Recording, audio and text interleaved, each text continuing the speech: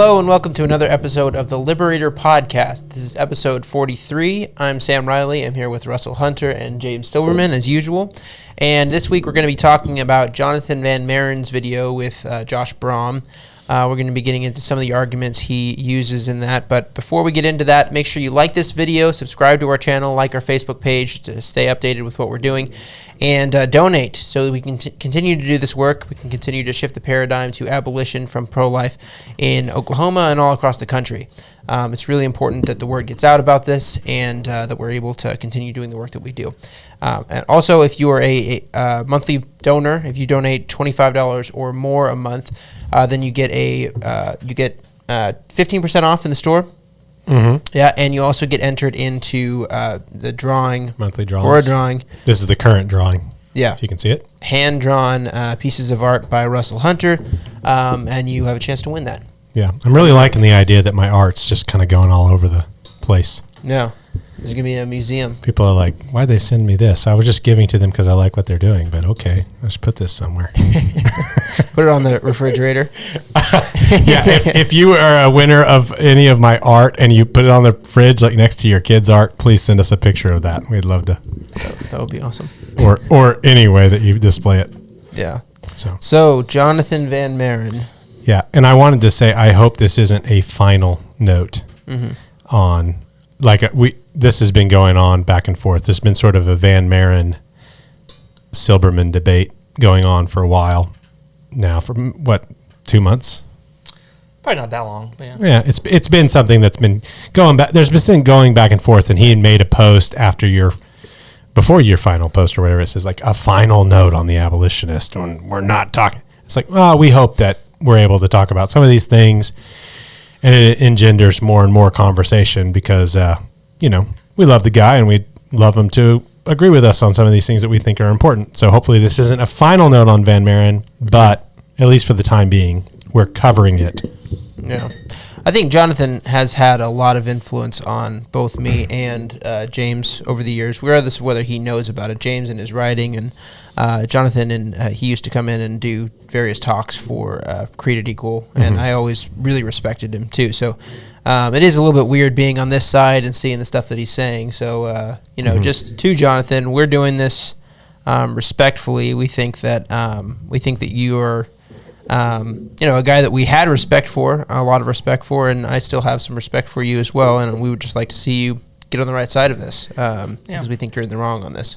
Yeah, when I wrote in the article that Jonathon Van Maren was one of the guys who, when I was starting as a writer, I tried to emulate a lot, and I read everything, on the Bridgehead and stuff, and I wasn't blowing smoke. That's dead serious.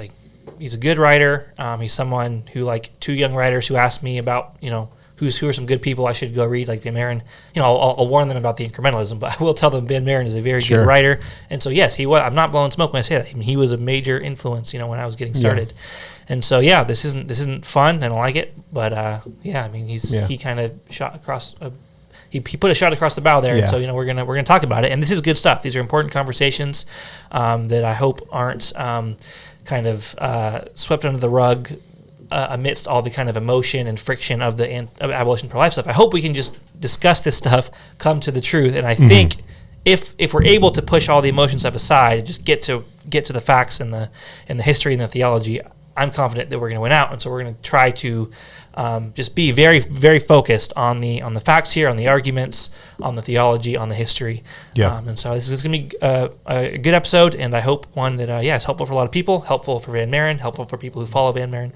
So. Yeah, and just I don't have the same history that you guys do, but as one where there's either perceived or actual debate or discussion, what's interesting is I've disagreed with Van Maren on incrementalism and immediatism for a long time, but never really in a concerted, I've never met him. But what's interesting is that I have, from time to time, on other things, seen writings and always appreciated them. And so Van Maren, one of the good things about him is that he is, while he is an apologist of the pro-life movement and that sort of thing, and part of that work, he doesn't limit himself there.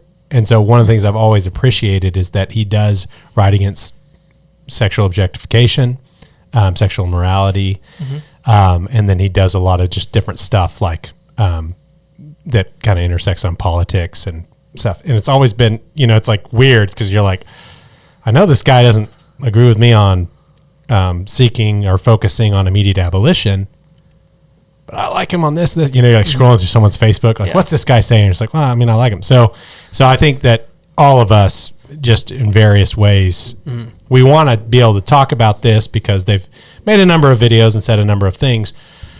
He's not, but he's not an enemy. Yeah, he's not the typical bland pro-life rhetorician out there as well. His rhetoric is really, really good on a lot of points. Yeah, I think he's not like the typical pro-lifer, and so part of the reason that it was easier for me to come to abolitionism was because he was already speaking in such a way that the rest of the pro-lifers, really weren't. They weren't communicating anywhere near as like hardcore and truthful on some things as guys like Jonathon was.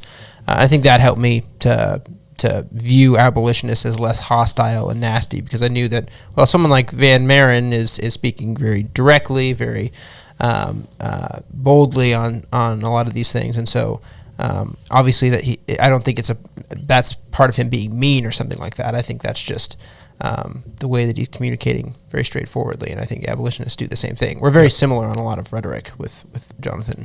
Yeah, and he's certainly well-spoken, very good communicator on many things.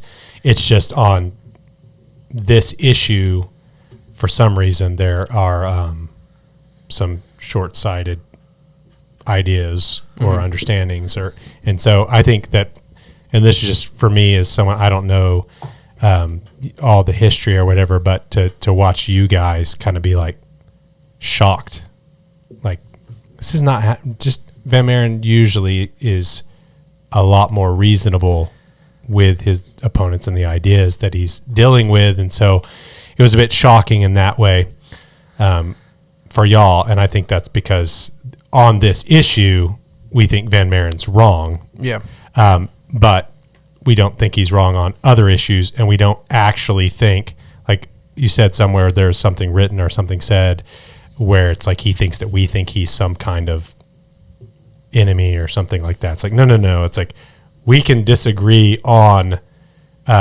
whether you should support regulation instead of abolition.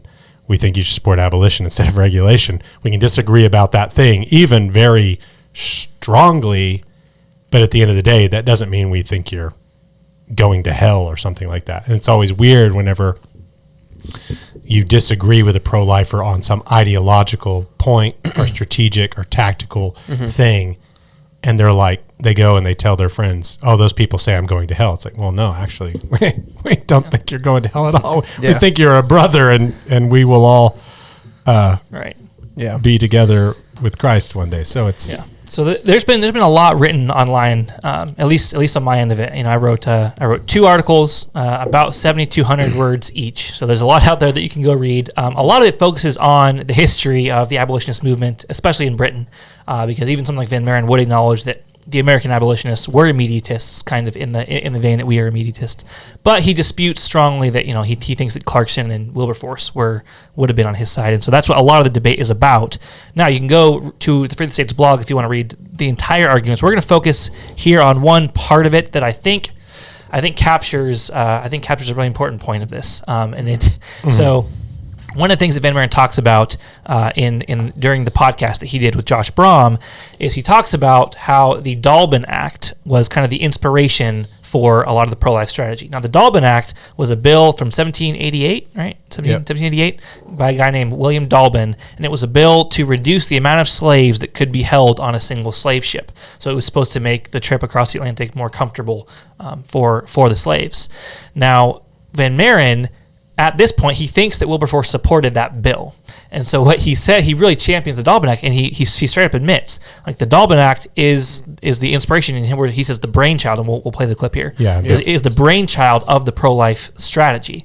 And so maybe we can... So, that's why it's important to start with this, Right? And so here's where we double back to history, because this is very important, is, again, so they are not Wilberforce abolitionists. They talk about him a lot, but Wilberforce was by definition an incrementalist. Yep. The Dalbin bill that restricted the size of slave ships is like the brainchild for the laws regulating abortion clinics to get them shut down, right? For stretchers and stuff like that. And this just irritates me. When I'm like, see, the pro-lifers only care how wide the hallway is. I'm like, no, you idiot. The reason they created that law was so the clinic would get shut down.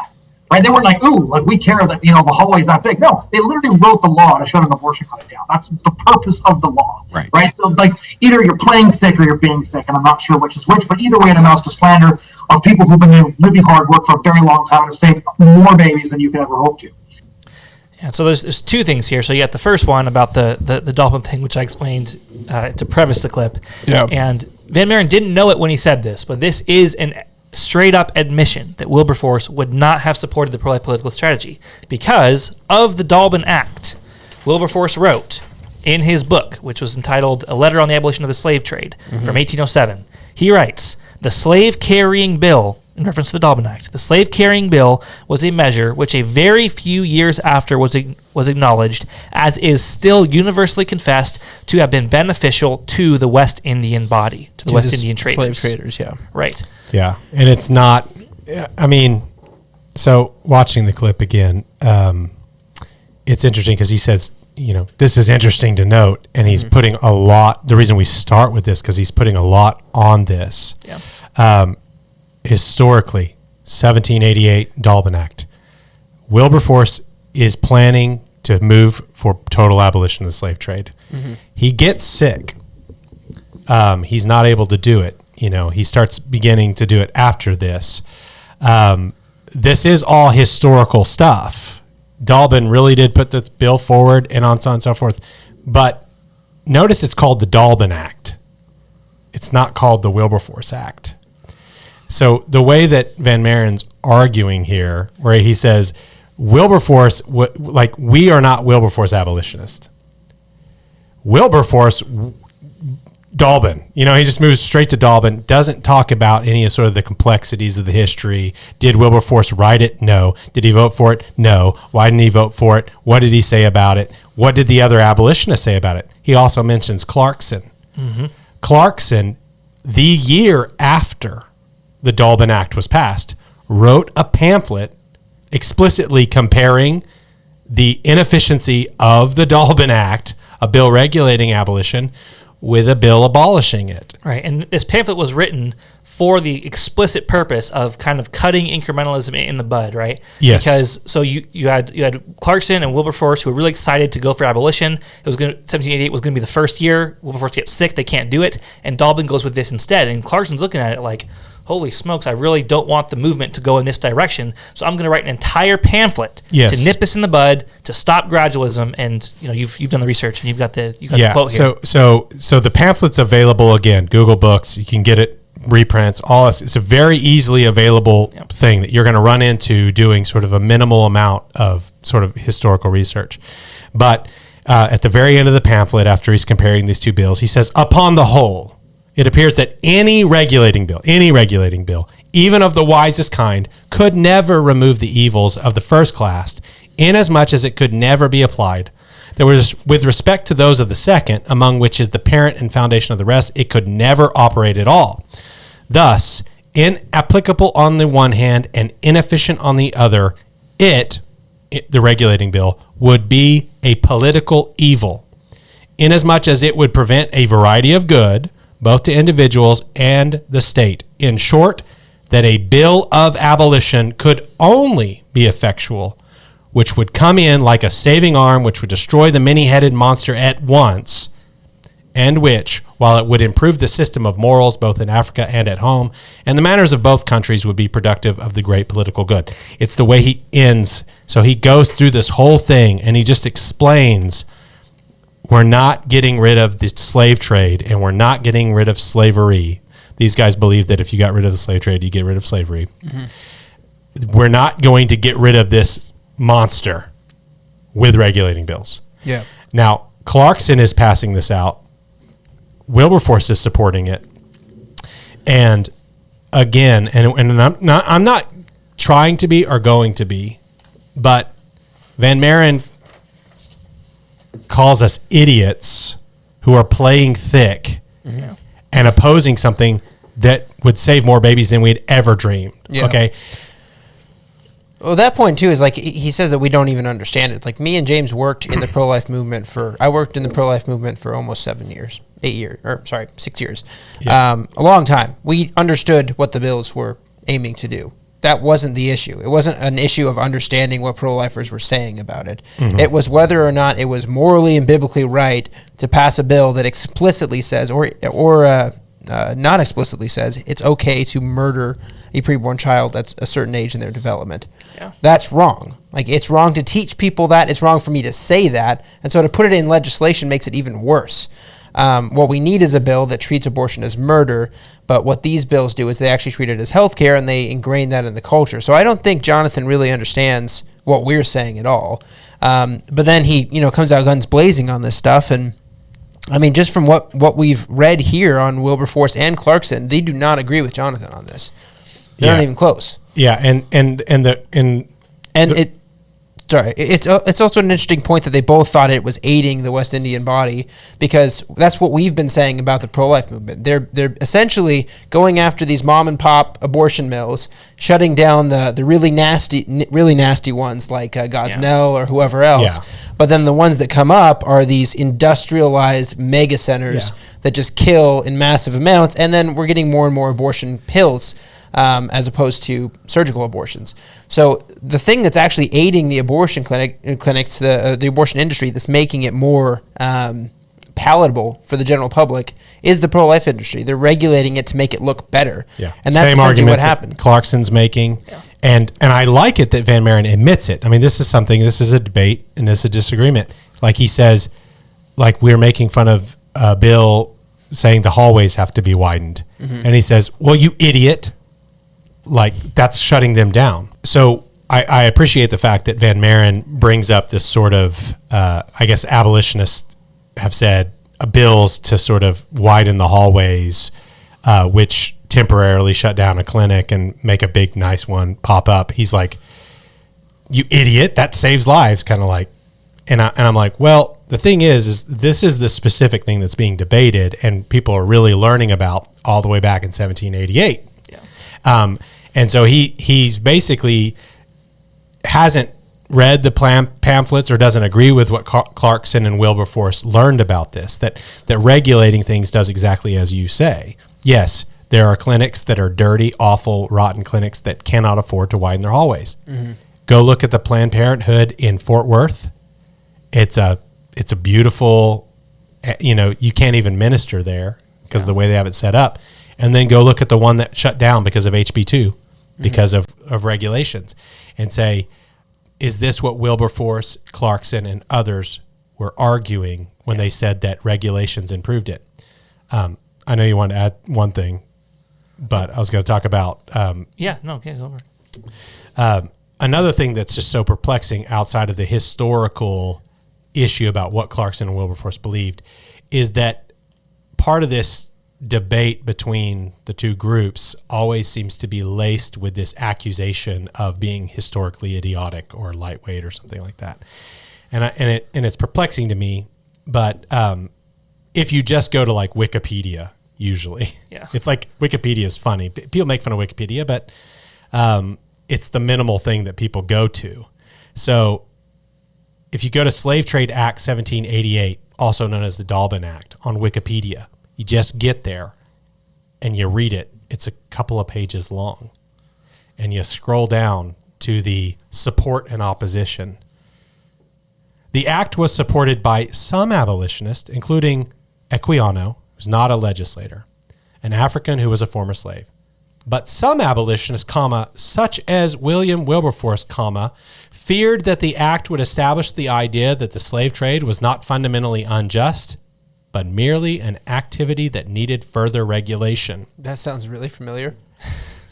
That sounds really familiar, which we don't actually quote William Wilberforce as much as we do quote some others, but they act like we do all the time. But this is definitely one of those points where we totally agree with Wilberforce and are saying the same things. Yeah. And what's so perplexing about this is you look at this, you're like, Wikipedia, okay, there's a source. And you say, where is it?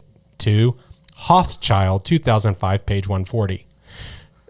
So, yeah, I mean, it's hard because the very book, Bury the Chains, by Adam Hochschild that Van Maren quotes to say that I'm an idiot. Right. He quotes in other articles he's written. Is the very book that actually details the disagreement, because Equiano got sort of recruited to support the Dalbin Act unthinkingly, and Wilberforce and others had to say, No. Hey, brother, this is not the way to fight it. Slave trade is fundamentally unjust. Regulating it is only going to improve it. Yeah. Which is what Wilberforce came to say. Right. And so, again, he, like Sam said, I mean, he's coming out guns blazing, right? Calling us idiots, intellectual lightweights, and all this stuff, historical hacks, right? And literally, all you got to do is go to Wikipedia and you know that Wilberforce opposed this bill. All you got to do is go to the book that Van Maren quotes in other articles he's written, and you know that Wilberforce opposed this bill. Read Wilberforce's own book, right? A Letter on the Abolition of the Slave Trade, and you know Wilberforce opposed this bill. And so, yeah, again, we want to address the arguments, but addressing the argument in this case just kind of necessitates pointing out the fact that Van Maren just has not done very good research in this instance. And it probably wouldn't require us even pointing that out if there wasn't this sort of layer of personal attack. Right. Van Maren is a smart guy. And so he doesn't typically make these sorts of, just kind of blatant mistakes in his argumentation. And it's because it's a very emotional topic. And if you watch these podcasts with Josh Brahm, I mean, everything he said, so many ridiculous stuff. And you can go through the articles on our blog to read kind of about the things that he was saying. You can also just go watch the videos themselves. But his ability to make arguments that didn't have giant holes are reduced on this topic just because it's so emotional. Yeah. So much friction, but it's not good. It's real bad. And you've got these seriously detailed responses, which we'll continue to go into. But while watching that clip that we just showed, Van Maren is saying a couple of things that are like wildly historically inaccurate. Yeah. But as he's saying, Josh Braun is sort of smirking and laughing and agreeing. Yeah. And it's like, does anyone check these things? Yeah. Like, I feel like sometimes even just around our office, when I say something about somebody somewhere, even you guys like that would like that thing that I'm saying to be true are kind of like, show me in a book, like check it, and I'm just like, there's this strange unwillingness. I don't think it's an inability, but there's an unwillingness, or what I fear, and there's no way of knowing, is like, what does Van Maren do when he goes, I'm quoting Hochschild, but Hochschild doesn't agree with me, but nobody knows that, or is it just he doesn't know it? So that's, I bring these things up not to be rude, but it is a thread through this whole thing, and part of what we'll be talking about. Mm-hmm. Yeah. But we should move on. And so I think that point was a good one to start on, where Van Maren kind of unwittingly admits that Wilberforce would not have been supportive of the pro-life political strategy, which is a William Dalbin-esque political strategy, which both Wilberforce and Clarkson vociferously opposed over and over and over consistently over decades. It came from Dalbin, and Wilberforce opposed it. Right. Yeah. And then in the upcoming series, I'll show that when Wilberforce was getting closer to passing a bill of abolition, they resurrected a Dalbin Act to do instead, and it was just very frustrating for the abolitionists. Yeah. So.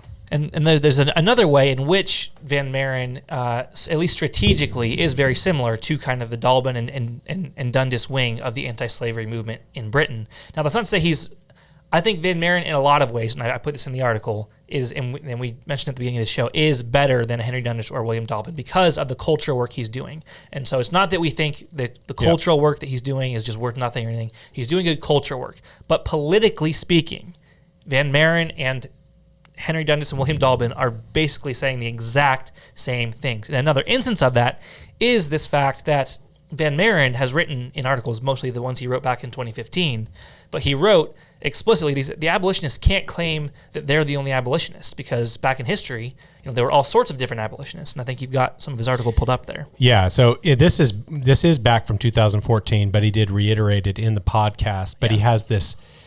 It seems to be a sticking point, but their claim to be exclusively in possession of the title abolitionist is based on their own invented definition and it's nonsense. And throughout this article, there's just a number of places where he's taking a lot of umbrage with me personally for being someone who I think has learned from the history of abolitionism just how important it is to make these distinctions clear. Right. And the distinctions, he is right in the sense of the distinction has become clearer and clearer over time.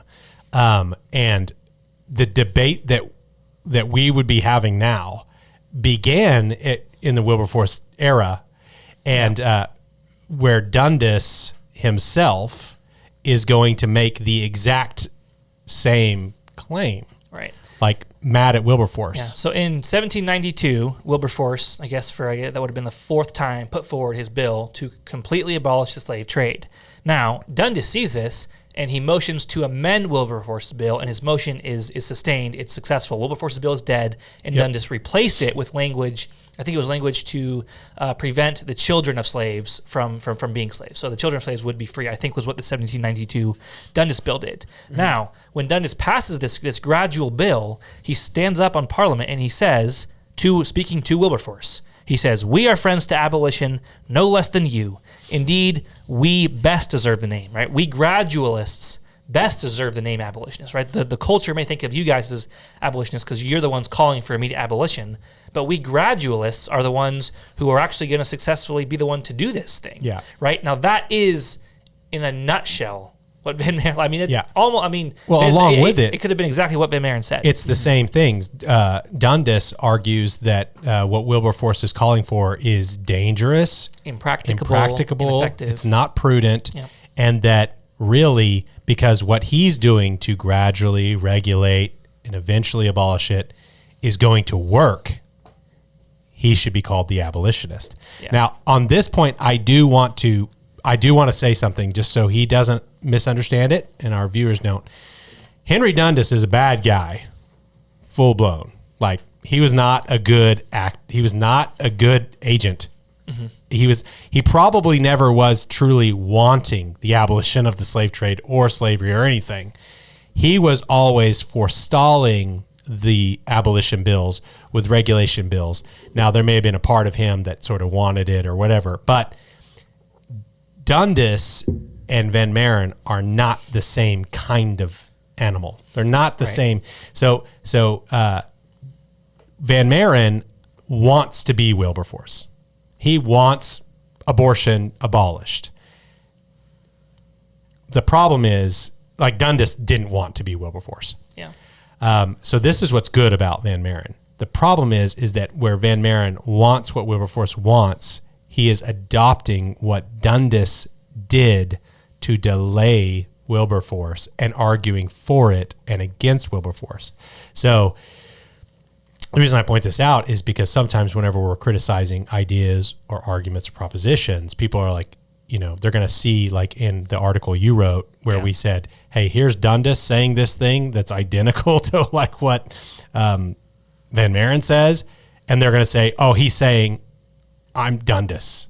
It's like, no, we're not saying you're Dundas. We're saying you say the same things that Dundas says, and that is something you shouldn't say. Right. When it comes to political strategy, your positions and statements and Dundas's and Dalbin's positions and statements are virtually identical.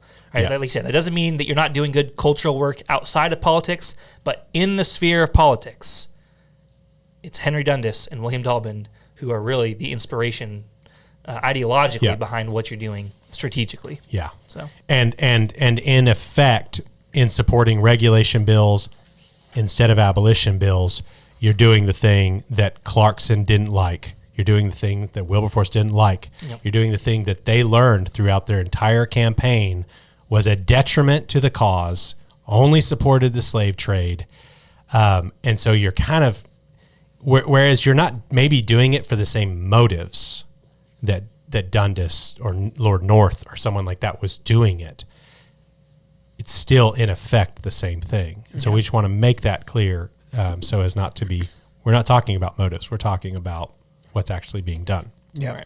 Right. Now, before moving on this whole point about you're not allowed to call yourselves the abolitionist, it's an interesting historical argument that's going to hold weight with people who haven't tracked the historiographical debates and discussions over the past 200 years. But I, as someone living today, have adopted the historiographical decision to separate abolitionists from general anti-slavery people for the sake of being clear. And this, again, is not radical or whatever. It's not unique to you. It's not unique to me. And it's not like I don't ever acknowledge that somebody somewhere in the past called themselves an abolitionist whenever they were a gradualist. This is the sort of thing that is acknowledged and talked about in almost every secondary scholarly book. But scholars, sociologists of knowledge, people who study paradigm shifts, this is a discussion. And the abolitionist, and we've said this before, but like when you do a PBS documentary on the abolitionist, you're covering the immediatist and their opponents, the gradualist or the regulationist or the colonizationist. And so I just want to make that clear. And that this isn't just known to scholars. Again, I hate going to Wikipedia, but it's the thing it's public. Everyone can go to it. But whereas Van Maren, I can't remember the different pejoratives that he uses when he talks about, like he'll bring up that whatever, Mr. Hunter makes this distinction and call me an idiot. Well, the problem is if you go to the abolitionism page on Wikipedia, and once again, scroll down to the discussion on this thing, you're going to find someone who is not an idiot, but is a Pulitzer Prize winning historian of abolitionism. And you're going to read things like this. The historian James McPherson defines an abolitionist, quote, as one who before the Civil War had agitated for the immediate, unconditional, and total abolition of slavery in the United States. He does not include anti-slavery activists such as Abraham Lincoln or the Republican Party, which called for the gradual ending of slavery. So this distinction is one that holds true in the scholarship. Now, but I will say that modern abolitionists, as people who believe that over time the people of God learn from history, we have learned that this is a very important distinguishing line. That it's too confusing whenever people call themselves abolitionists and support bills regulating abortion. So like Wilberforce in his books would say, immediate preferable to gradual abolition. And would say that gradual abolition ended up being bad, or they learned this, or regulation was faulty. He preferred it.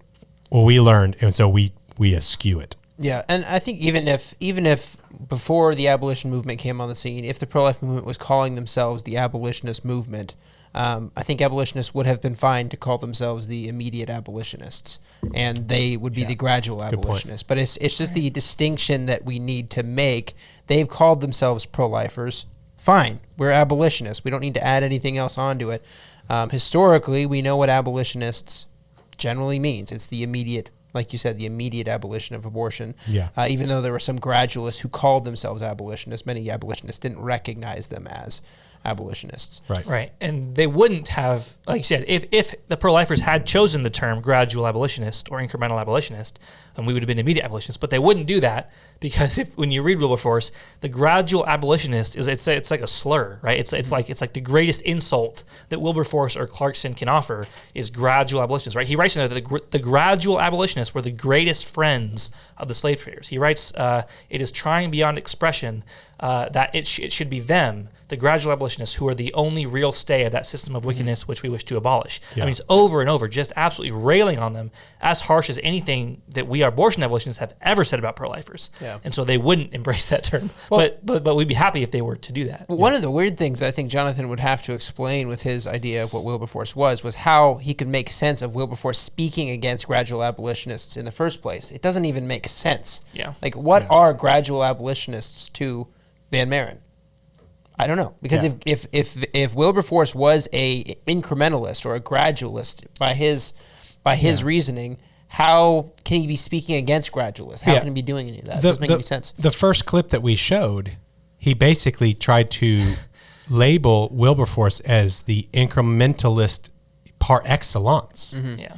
And so that is so, the reason that, it's so hard to deal with is because it's like Wilberforce, in his own words, he would say, I am for immediate abolition, I am for total abolition, and they, within the same sentence, distinguish himself from the gradual abolitionist. Yeah. And it was always one of these gradual abolitionist. Yeah. Wilberforce was not a mean guy, but when you say the gradual abolitionist chiefly urged that we, the abolitionists, were too hasty and violent, and that our precipitancy, we should defeat our own purpose. Wilberforce would bring up, they would say we don't have the votes. Wilberforce would bring up that like we gotta do it slow, because if we don't do it slow, it's gonna be chaos.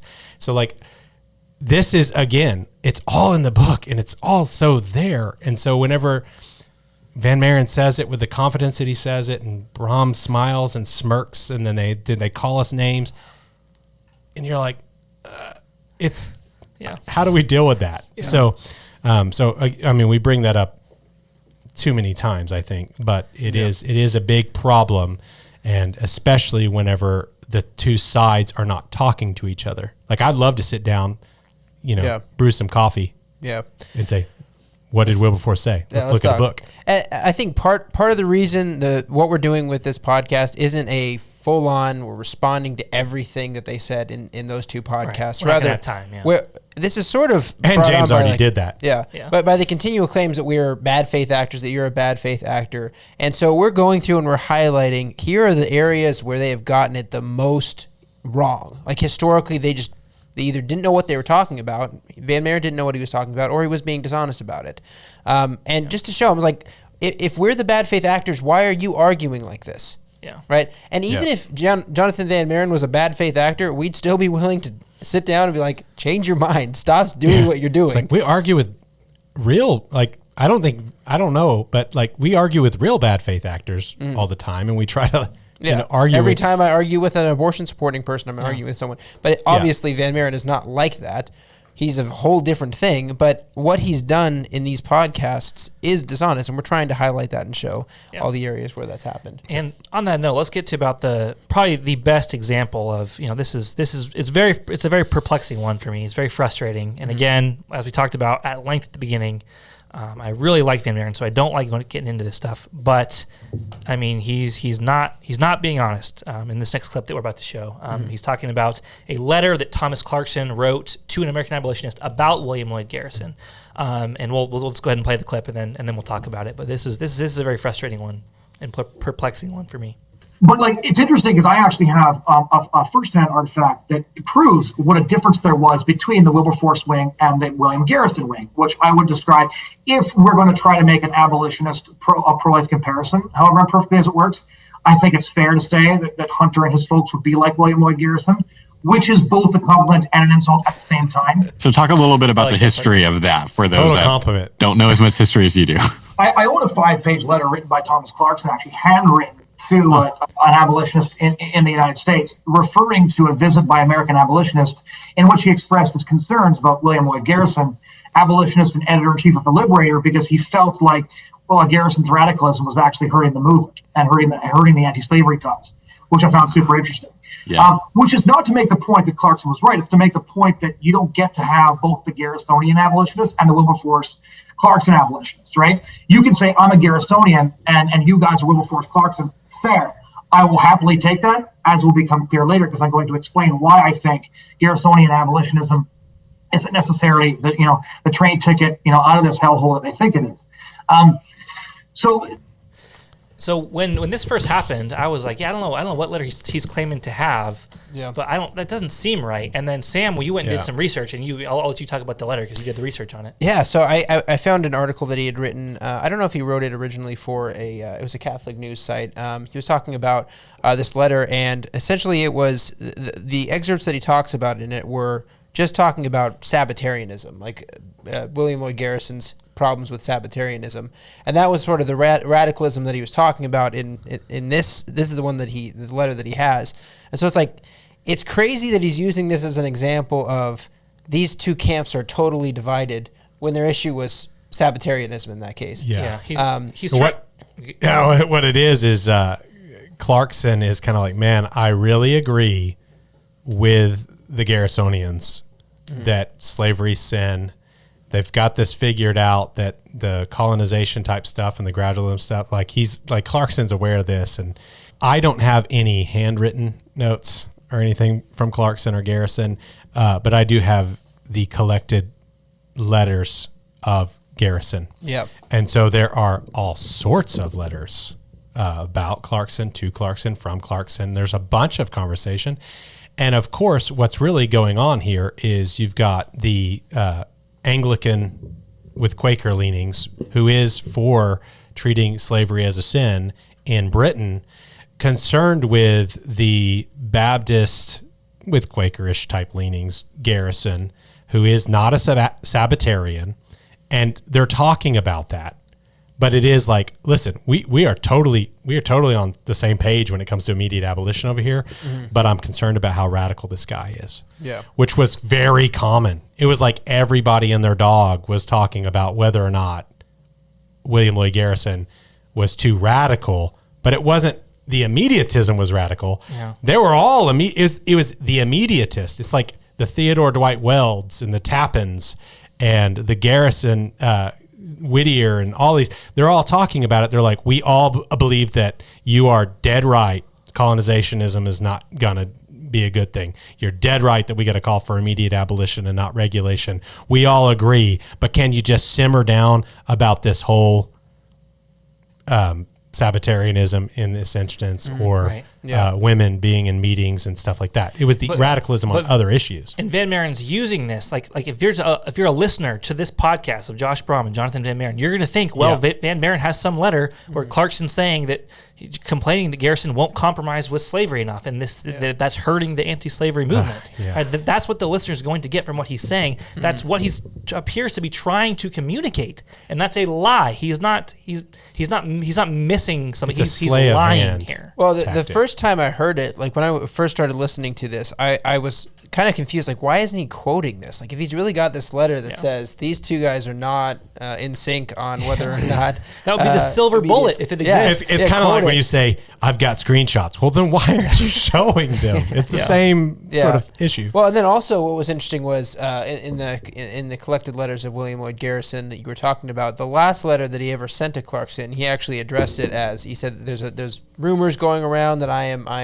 not focusing on abolition and I'm making other things the issue, and I just wanted to put your mind at ease on that." And so he seemed to have addressed it with Clarkson before he died. But it's incredible to me that this can be used as evidence that they weren't in line on immediatism at all. It's like that. I know they were. That was not the issue. The abolitionists were building things called like Clarkson Hall. Like having meetings, and it's and there are differences, but this ain't one of them. Yeah. And so what makes this extra frustrating, one, just the blatant dishonesty of it, right? But then two, in this same episode, throughout the entire, just repeatedly, he's talking about how Van Maren isn't going to engage in further debate with abolitionists because we don't argue in good faith, right? We're the ones supposedly who aren't making good faith arguments, who aren't gonna aren't gonna actually go where the truth leads or whatever. And then 2 minutes later, he's doing this sort of stuff. It's very, very frustrating, perplexing. Yeah, and again, there's the constant, which when you guys, whoever found this and sent it to me, and there's like all these people, it's like, hey man, have you watched this video where these two pro-lifers just like trounce you for an hour? And there's a part 2, and I'm like, oh, fantastic. And I watched it, and I'm like, man, these people really think I'm some kind of like pubescent, asinine, historically ignorant person. It's like, well, listen, I like to read a lot of history. That's what I got degrees in. I'm into it, and I understand that history is complex, and so sometimes you do have to simplify stuff to get people to understand what they need to understand. And that, like, if you have more time, you can go into like, well, this person was a little off there, and this person, and you can do all that kind of stuff. But when you're doing it, I am never going to say something that's just flat out false, or that somebody like and maybe they beat it into in grad school because some other grad student's going to like call you on it. Mm-hmm. But it's like, you don't say something that someone could literally like pick up. Like in this instance, literally you could pick up the first search result on Google. Yeah. First search, or like, you're like, well, I don't know. Van Maren saying that Wilberforce is nothing like Garrison and and hates immediatism, and then I'll go pick up the standard biography of William Wilberforce, and on the first freaking page of like the preface, it's like Wilberforce was for immediatism, even if it meant slave insurrections. Yeah. And you're just like, it's on the first page. Yeah. And this is a guy in his blogs. He says he's read a lot of Wilberforce. There's a really big difference, too, between oversimplifying and leading people in the correct direction with those oversimplifications, and then oversimplifying that leads people in the totally wrong direction. Right. Because to say that they are not together on some things, and to say it in the context of talking about immediatism, that's oversimplifying and leading someone in the exact wrong direction. Yeah. But to oversimplify and say that abolitionists were immediatists, that oversimplification generally leads to the right idea that they were immediatists. Yep. Even if early on in the history in England there was a lot more debate about that and that kind of thing. It's not an oversimplification that's actually misleading somebody. Yeah. But what they do in this is not only oversimplification in a lot of cases, it's just straight up false. It's not telling the truth at all. Yeah. And we are trying to learn from history. Mm-hmm.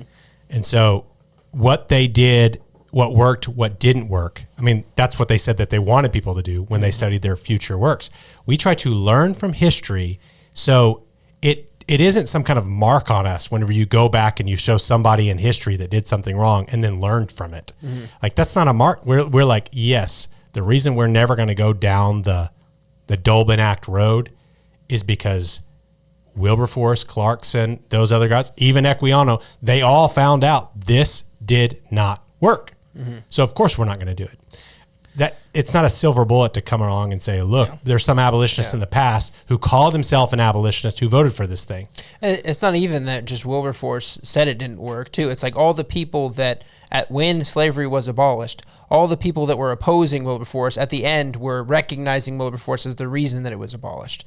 It's like at the end they realized that, no, all of it, everyone agreed this was all wrong. Like the Dolben Act was wrong. It was wrong-headed. It wasn't going to work. And they recognized that Wilberforce's work was the thing that was going to work, and it did work. In the end, they did have to pass a bill to abolish totally the slave trade. Yeah. Just like in America, in the end, they had to pass an amendment to criminalize totally chattel slavery. Mm-hmm. It's like, okay, but you can cite that different people did different things along the way and may or may not have called themselves abolitionists.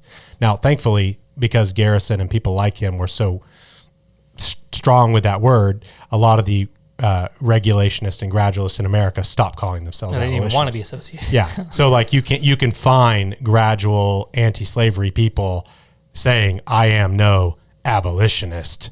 Those damned abolitionists are going to destroy the country. You can find tons of that from anti-slavery people. Yep. But those anti-slavery people won't even call themselves abolitionists because they know, like today, our bills that we support call for the abolition of abortion, not the regulation. And so we call ourselves abolitionist. Someone who votes against those bills calling themselves abolitionist is, I'm not going to call them an idiot, but that they know that there's something wrong there. So they don't call themselves abolitionists. Right. Greg Treat doesn't call himself an abolitionist. Yeah. Thank God in linguistics. Yeah. So there's another thing Van Maren does. This is he does it in the podcast, but we're just going to read an excerpt from the article that he wrote. So this is another frustrating thing that he has done here. Yeah. So he writes on his blog, he says, in debate, they, abolitionists, are prone to inventing and reinventing to ensure that reality coheres with their ideology. Thus, quote-unquote regulationism and quote-unquote overnightism serve as words they made up to describe concepts they made up. Mm-hmm. So this is a frustrating one for a couple reasons. And I wrote about this in the article that I wrote in response to Van Maren. So first, let's deal with regulationism. That's not a made-up word. I love how you link something. It's like, oh, here's someone else using it in some other category. Yeah, it's a word to describe the view that favors government regulation into a certain service or industry. That's what regulationism is. It's not a made-up word. That's what it is. Clarkson and Wilberforce wrote about the strategy of regulation as a strategy, as an ism, as an ideology. And so it's not made up in the slightest bit. The incrementalist strategy is a regulationist strategy. Those words are synonyms. Neither are made up. Mm-hmm. Now, the second one, overnightism. This is where it gets interesting. Overnightism is a made-up word. We made it up. The question is, why did we make it up? We made up this word because the pro-lifers, the incrementalists, they made up an ideology and kind of projected it onto us to strawman us, but it's not our actual ideology. So they'll often say, Van Maren himself in this podcast, Klusendorf will often say, a lot of them will say things like, abolitionists believe you can just wave a magic wand or you can just snap your fingers and abortion's gone overnight. Right. That's not what we believe. And so in order to explain to people what we do believe and what we don't believe, we had to say, look, we are immediatists. We are not this thing that they made up, which I guess would be some sort of overnightism. We're not this, we are this. And so we had to categorize this straw man that they invented. And so, yes, we made up a word because it was a made up idea. It's and so we had to make perfectly a word. Appropriate. It's like strangely normal and everyone does it and everyone is okay to do it. When you're saying you're accusing me of the straw man of immediatism, you're saying immediatism is overnightism. Immediatism isn't overnightism. Yeah. We don't believe in overnightism. There's nothing wrong with that whatsoever. Yeah, but he and the way he talks about it in the article, it's a way that we're being deceptive and we're sneaking and we're tricking people with words, and that's how he portrays us. We're tricking ourselves. We're trying to make reality adhere to what our It's very frustrating. And I think it's in support of this sort of constant character assassination that runs through all the blogs and all the videos, because this thing, they are prone to inventing and reinventing to ensure that reality coheres with their ideology. Yeah. It's all done. It's a sport of the bad faith actor, evil, wicked people we don't have to talk to because they do this. It's kind of like, I don't know if it's projection, but there's nothing wrong with this. Yeah. And we're not prone to it. We're actually pretty prone to being pretty serious. As we have been going pro-life is a made-up term, but we're not going to go criticize them for it. Yeah, and they are pro-lifers, and I let them have the term and control the term, and so it's what we're prone to is being strawmanned by pro-lifers, and then we've got to find some way to explain the strawman that they've strawmanned us with. I mean, that's what this is. This isn't us being prone to any kind of nefarious debate trick. This is their nefarious debate trick to strawman us, and then like try to pretend we're being dishonest when we try to categorize their straw man. Very frustrating. The great Greg Bonson was always making up different fallacies that he was trying to categorize things in, and I love him for it. But I don't know who would criticize him for it, but he would always say things like the crackers in the pantry fallacy when he's talking about proving metaphysical ideas as opposed to proving physical things, because atheists would say, prove God, show him to me, that kind of thing. Yeah. So it's like, there's nothing wrong with making up a word to identify the fallacy that they are using here. Old as if it hasn't been categorized, categorize it. Right. Yeah.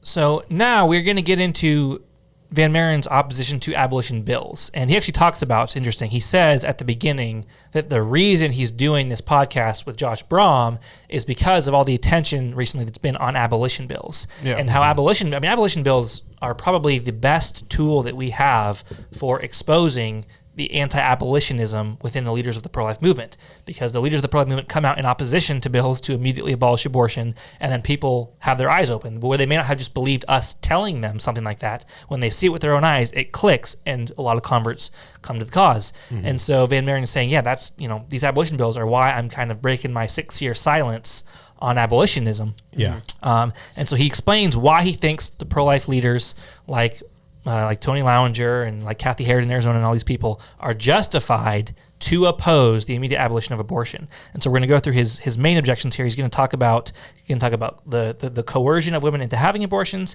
He's going to talk about the criminalization of abortion and whether or not women should face prosecution.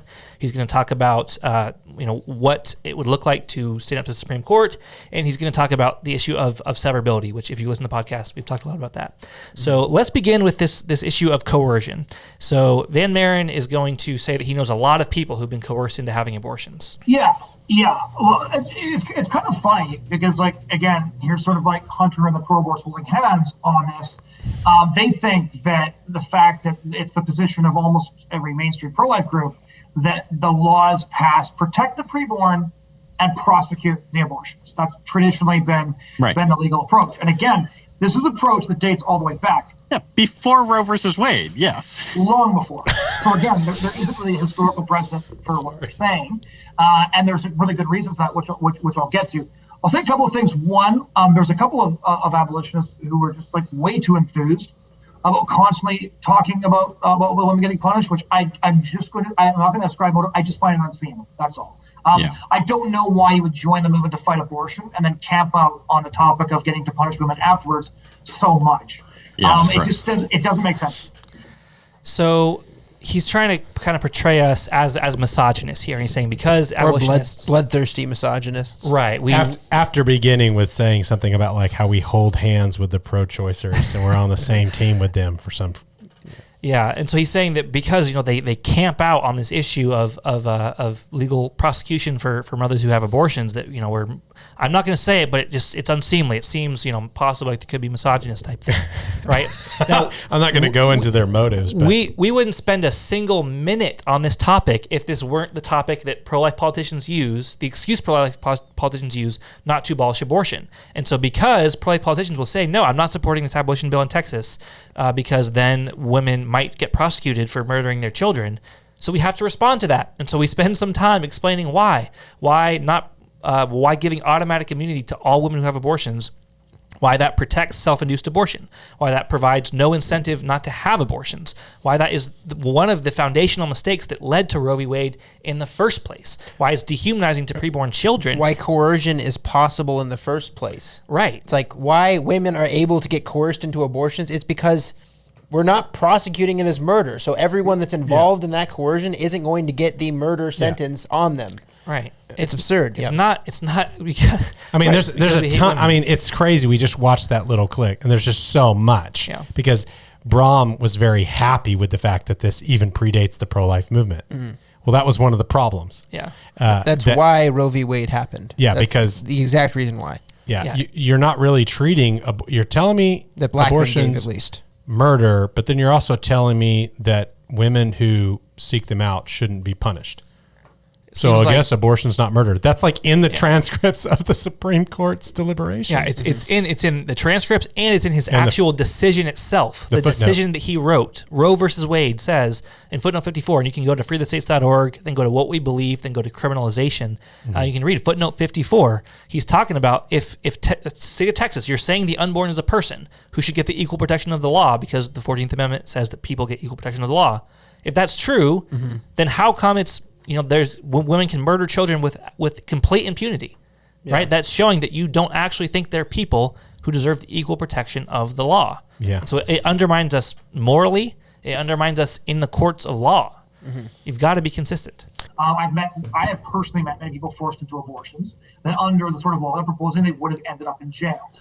It's a big area where Jonathan just does not understand the bills that we're pushing, like at all. It's the criminal code for murder being applied to all murderers, and so coercion is taken into account there. Yeah, right. So if they would repeat what we actually say about abolition bills, like this bill seeks to apply the laws against murder equally to all people. Mm-hmm.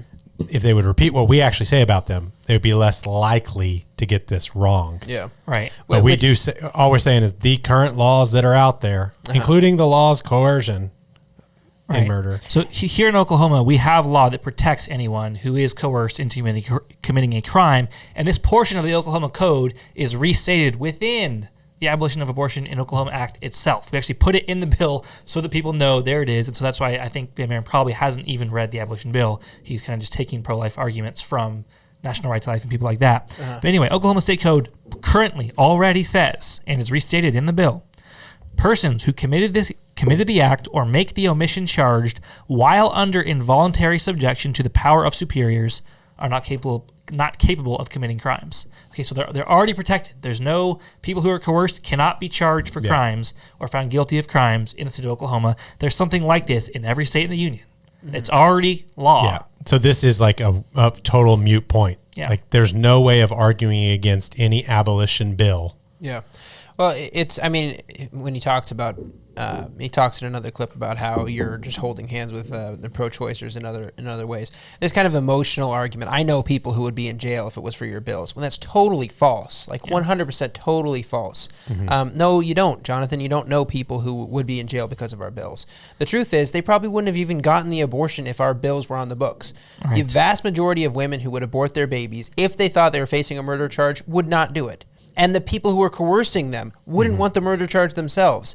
So there's so much pressure that is applied when the law is just on individuals to be morally righteous in this regard. Yeah, when there's an abortion clinic next to the H&R Block and down the street from your church, you can coerce like the man who doesn't want to marry or shouldn't have been fornicating and impregnating her beforehand, but is getting away with that, and then says, "Oh well, I don't want to do the right thing here," and acting in coercion to encourage her to get the abortion, or saying he'll pay for the abortion, is only even allowed and enabled and encouraged to do that himself because they're advertising it right there, and it's totally legal and protected. When the government take that away, he's not even going to do it. When the government doesn't do their Romans 13 job of being a terror to evildoers, right? The feet of the wicked are swift to shed innocent blood, right? As it says. Yeah. I forget what verse that. Ecclesiastes. 8:11 maybe. Right. Check that. Just look it up. So people are quick to have abortions. People are quick to coerce women into having abortions. People are quick to have sex when they're not prepared to raise children, right? Yeah. All these things are the bad effects of government not criminalizing abortion. And so this thing that, and we're going to get into it in the next point more into criminalization. Well, he says his main goal here is to curtail abortion as much as possible. And I just want to say that we don't think that a bill of total abolition will curtail it completely, because laws against murder or laws against rape don't curtail it completely, because people will break laws. Yeah. But it does reduce it extremely. Right. Compared to what it would be if it were completely legal. And that's what's so crazy, that like if you were to put a bill saying it would be covered in the papers, abortion's murder in the state of Oklahoma, that alone is going to decrease it because people don't like to be murderers. And then you can't go get it unless it's like in these dark, secret, seedy, that's going to curtail it. If you get caught in those, it's going to curtail it. I mean, it's like I've got a book over here. It's like freaking 1,000 pages long, and it's about the British abolition, the British Navy having to go around and fight slavers after the Abolition Act. Well, it was curtailing it, but they had to enforce it. But people started weighing like, I guess I'll do something else, because did you hear about ship captain so on and so forth? Yeah.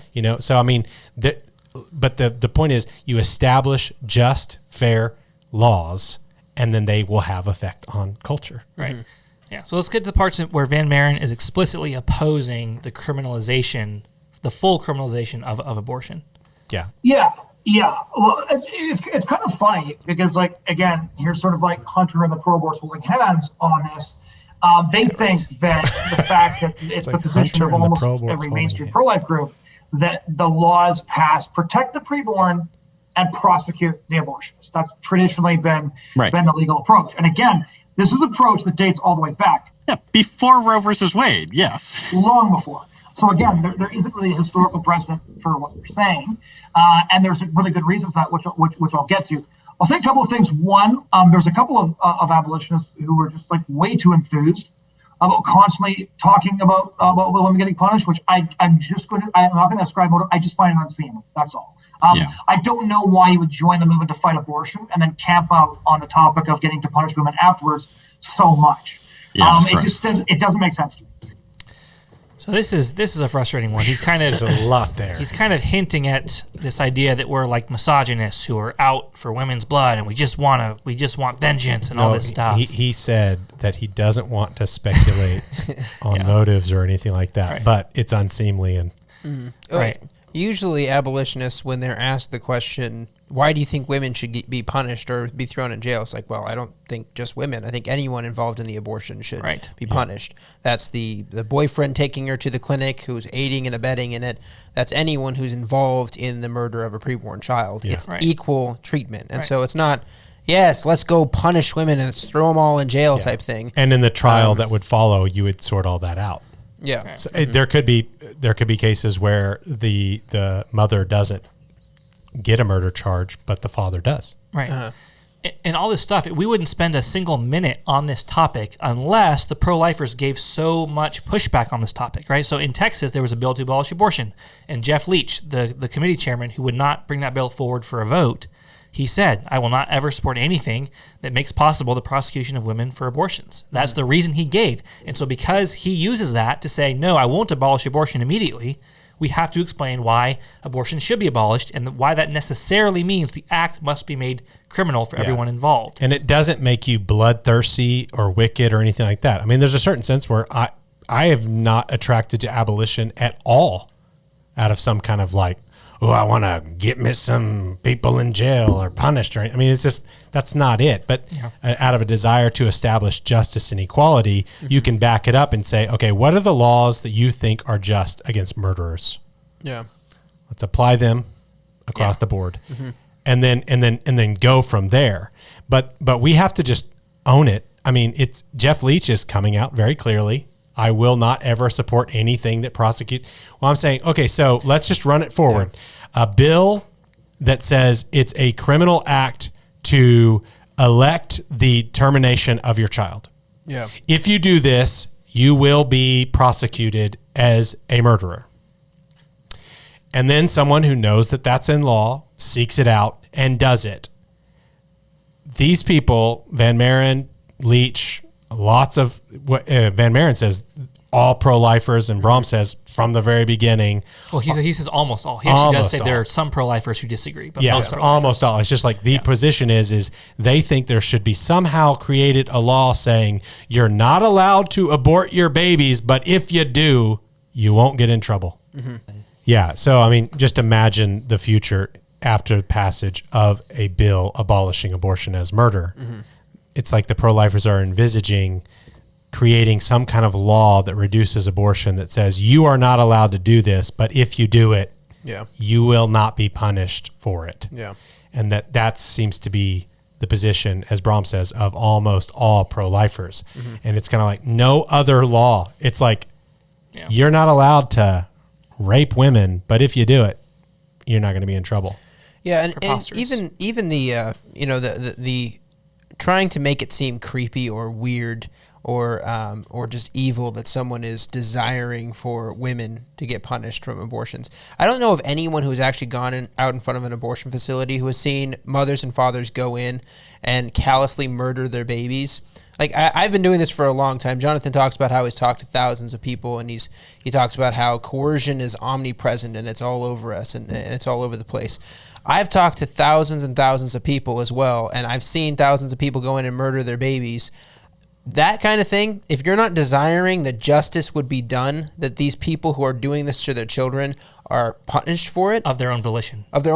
Maybe you haven't read the Old Testament. Like maybe you haven't read what David said, how he talks about God, would you break the teeth of the wicked? Would you do all of these things because he's earnestly desiring justice? Yeah. Maybe Jonathon would say that's creepy or something like that, but you shouldn't portray as creepy what is just in the Bible. If someone murders their baby, Christians should desire that they are punished because that's the godly good thing to do in a society, in a civil society that is supposed to be God honoring. You're supposed to punish evildoers. No one looks at the person who rapes his child and says about them, "Oh, it's kind of weird. You're bloodthirsty about wanting them punished." No, I want justice for that child. It's not about them. It's about that child that they murdered. And so desiring justice is not the same of desiring like bloodlust. Like, I mean, that can get involved, especially whenever you're talking about victims, and they like want to see the criminal punished or something like that. But that's certainly not anywhere in our minds or in our hearts when we're like drafting or supporting a bill of abolition. But, it does bring us joy, the idea of justice, not the idea of punishment, but the idea of just protection, just laws. The verse that, comes immediately to mind is Proverbs 21:25. Justice brings joy to the righteous, but terror to the wicked. And you're kind of like, well, that's what we're trying to do. Yeah. Like, is it wrong to bring terror to the wicked? Mm-hmm. Well, you don't have a problem with us. You have a problem with the Bible. Yeah. Is it wrong to be sort of desirous of the establishment of justice? Mm-hmm. And that the idea, like, would a just law against abortion bring me joy? Yes. Does that make me some kind of nefarious, unseemly character? Mm-hmm. Absolutely not, unless you adopt a completely unbiblical worldview. And just to be clear, too, it's like this. We're not discounting the gospel in any of this as well. It's like a Christian ought to desire justice, all well knowing the justice that they deserve has been poured out on the Son of God on your behalf by having faith in Christ, while recognizing that civically you have to pay the penalty for your crimes. If you go and you steal something and you're a Christian and you've been washed by the blood of Christ and you're no longer you're justified, you're no longer you're not going to pay the penalty for that eternally. You're still going to have to pay the penalty to your society, to those around you. Yeah. The person who goes to jail under a abolition law, we're not saying that they can't become a Christian. We're saying that there has been a crime done, murder has been done, and they ought to be punished for that if they are truly culpable for it. Mm-hmm. And they can be saved. Like a rapist could be saved. God could save them, grant them repentance, and But that doesn't end their sentence. It doesn't end their sentence. Yeah. And we should be desiring that sentence. And the person who has become a Christian, who is a rapist or a murderer or something like that, they should be desiring that as well, justice for their child. That's right. Like we had Sonia in, and Sonia said that when she had her abortion, when she became an abolitionist, she was actually thinking the law was going to apply retroactively to her, which is not true. But and that's not what we're doing. But it's awesome to see that kind of thinking, because she's truly wanting justice. She's wanting justice to be done, and that's what a Christian does. Yeah. A Christian doesn't say, let's not serve justice at all because I'm guilty of that same sin and I wouldn't want justice done to me. They say, no, for the sake of the child being killed, we want justice. And that's what we should be seeking. It's so unreal. He says, I have personally met all these women who've been coerced and all this kind of stuff. Mm-hmm. And I have personally met women who literally were coerced, like the 13-year-old girl whose stepdad was raping her, impregnating her, and forcing her to take pills. Anna Ritchie is a supporter of bills of abolition. Mm-hmm. Yeah. And you talk to her, you read her book, guess what she thinks? Her baby would not have been aborted if it were not legal. Mm-hmm. Yeah, that was like the first book written by an abolitionist after the movement began, right? That was titled "I Am the Exception" by Anna Ritchie. Yeah, and so this is a young lady who is literally the exception that everyone brings up, and she's an advocate of total and immediate abolition. She was in Oklahoma in 2016 when the first bill to treat abortion and murder was put forward that we supported. Mm-hmm. And so it's like, just saying I've personally met women who've, it's like, it doesn't get you away from the fact. And I think that we need to reiterate what you were saying, Sam, is that yes, there is forgiveness for the sin of abortion. Mm-hmm. Christ, we serve Christ and we follow him. He forgives murderers. But that doesn't mean that murder should be legal. Mm-hmm. Or that there should be automatic immunity for people who do it. Yeah. Which is essentially the same thing. It's essentially the same thing. You've got someone who is immune from being punished for murder. That is legal murder. That's what it is. You're not criminalizing anything. You're not abolishing anything truly, incrementally, if the end goal is to make it so that women who kill their babies are not punished. Yeah. And this is a really frustrating thing. I was on the phone with a guy who... I think I still consider him a friend. I think he's very, very misled on the pro-life abolition stuff, but he's a pretty prominent pro-life lobbyist now. And I was on the phone with him for like 2 hours the other day, and he was telling me that no, abortion still is a criminal act, even if the woman's immune. It's just she doesn't face punishment.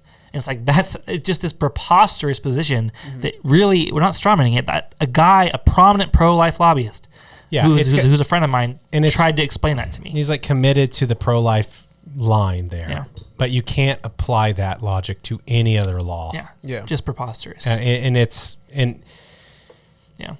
one of these things where we're not going to go down the same road that they're going down. Oh, well, these people must be bad faith actors or something like that.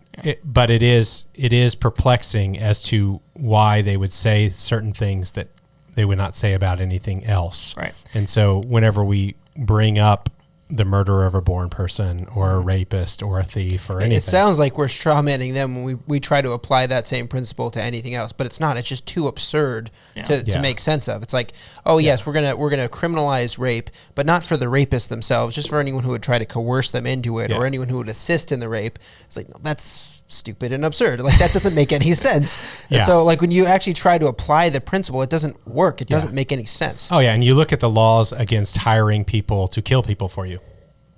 You know? I think we brought it up humorously before, but Joe Exotic, the Tiger King, is in prison for hiring someone to kill somebody else, and the person that he hired to kill them is not in trouble. He didn't do it. But he's in trouble for even hiring someone to kill.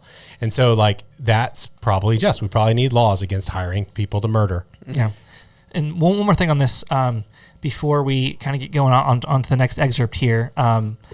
I think the curtain needs to be pulled back a little bit on what Van Maren's doing here, and it's very symbolic of what the pro-lifers do generally, and it's they are the ones who camp out, and they camp out on trying to pretend like we're attacking women, hate women, just their emotional just argument. going out to women, right?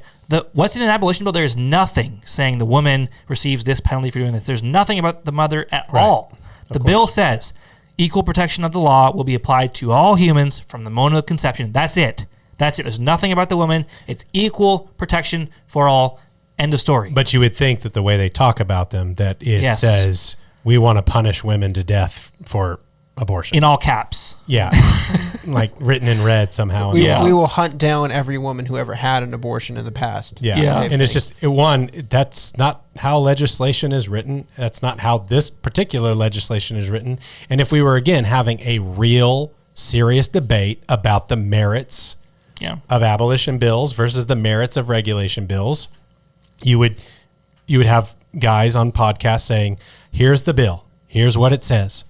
Oh, it has this for coercion. It doesn't say that. It doesn't, and they wouldn't say any of these things. So I think a lot of what's at issue here, we wouldn't even be going into, but there seems to be a lack of willingness to actually argue against an abolition bill as it's actually stated. So I'm glad you brought that up, James. Yeah. So another thing he says on this topic of criminalization elsewhere during the podcast, he says, I'd rather 100 guilty people get away than one innocent person gets prosecuted. Now, a lot of you may have heard this or some iteration of this before, that this is a version of Blackstone's ratio, which is Blackstone was a very famous legal scholar in Britain. And so this principle is good. Like, I don't think there's anything necessarily wrong with the principle. The problem is with how Van Maren applies it. This principle of I'd rather 100 guilty people get away than one innocent get prosecuted, that is a principle that needs to be understood by jurors and judges, right? Because it's very important that you don't convict innocent people. However, it's not something for legislators. Legislators are supposed to write just laws. If this principle can apply to legislators should get rid of all laws, because all laws make it possible to prosecute innocent people, right? But so this is for jurors. This is not something that can be rightfully employed against the law, saying all people get the equal protection of the law. That's ridiculous. Yeah, so, I mean, I definitely agree that I would rather 100 guilty people get away than one innocent person get prosecuted. Yep. Definitely. And so that's why it's so important that we have fair trials. Yep. And that there are witnesses. I mean, this goes back to the law of God. You've got to have witnesses. You've got to have testimony. If you make an accusation for a crime that is false, you get the same punishment that they would get. Mm-hmm. And so that principle from Blackstone is a very good and true principle. Yeah. Again, it just has nothing to do with legislation. Yeah, there's a really good video on this from our friends at Abolish Abortion Texas. I think the video on YouTube is called Abortion and Equal Justice by Abolish Abortion Texas. If you want just a kind of a view of this from a constitutional lawyer, explaining how these processes would play out, explaining how protections and justifications for certain actions would play out in law. It's a really good one. Yep. If you want more context here. But Van Maren just doesn't get how to apply Blackstone's principle rightly. Yeah, so the next claim that Jonathon Van Maren makes is the one about severability. So I'll just play this real quick. I have no idea how exactly an abolition bill would play out. I suspect that it would do what a lot of the pro-lifers suspect it would, which is in White Buffalo, the regulations, it would get overturned, it would get blocked by the courts, just like Alabama's recent bill did, just like the 18-week abortion ban injunction in Arkansas just did, right? So it's not even like you can just ignore the Supreme Court. It wouldn't even get that far. And then you're left with sort of like the most Planned Parenthood friendly state in the union, because you've wiped off all the regulations that were carefully passed, right? I suspect that makes the most sense to me based on the facts on the ground. I agree. But there's a chance that I'm wrong. Like if there wasn't lives at stake, I'd love to see this play out in one state just so we actually would. So this is another spot where he just displays that he doesn't have a great handle on just how this will play out legally. So no one who actually has studied this topic could say that I suspect that the most likely way this would play out is that a judge would he's talking about a judge could sever the part of the bill that abolishes abortion from the part of the bill that repeals pro-life regulations, and then you're left with no pro-life regulations. That's what he's saying. The idea that he suspects that that's the most probable scenario that would play out based on the facts on the ground shows that he doesn't have a good grip here, because that has never happened in the history of the state of Oklahoma. Mm-hmm. And so the pro-lifers, they'll often bring this point up as, it's conceivable. Maybe a judge could just ignore what's in the bill and just say, I'm gonna sever this bill, even though there's an inseverability clause. You can say that maybe there's some corrupt judge out there who would do that. Sure, that's possible that there's a corrupt judge. This is America.